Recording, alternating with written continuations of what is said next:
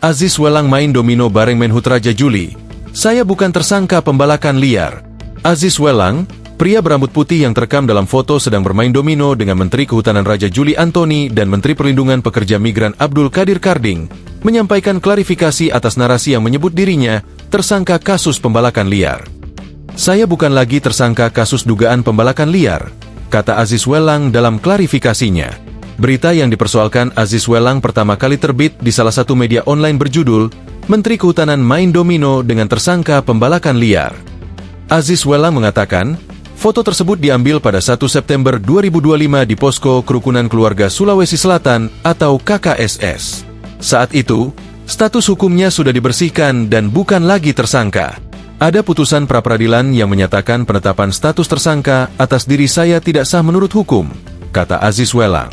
Selain itu, kata Aziz Welang, ada surat pemberitahuan penghentian penyidikan, SP3, atas namanya dengan nomor S01 BPPHLHK 4 SWI PPNS 02 2025 yang diterbitkan pada 14 Februari 2025. Dengan demikian, narasi yang menyatakan saya sebagai tersangka pembalakan liar bermain domino dengan Pak Menteri adalah tidak benar, menyesatkan, dan tidak berdasar hukum, tegasnya.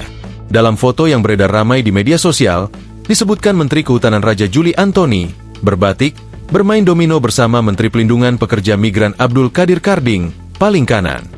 Juga terlihat Wakil Ketua Umum Dewan Pengurus Nasional Persatuan Olahraga Domino Indonesia Andi Rukman Nurdin Karumpa dan pengusaha Aziz Welang berkaos. Foto direkam pada 1 September 2025. Menteri Kehutanan Raja Juli Antoni juga sudah memberikan klarifikasi. Raja Juli yang Juksekjen PSI mengatakan peristiwa bermula dari undangan Qadir Karding. Saya janjian bertemu Mas Menteri Karding. Mas Menteri Karding meminta saya nyamperin beliau di Posko Kerukunan Keluarga Sulawesi Selatan, KKSS, di mana beliau pada saat ini menjadi sekjennya, kata Raja Juli.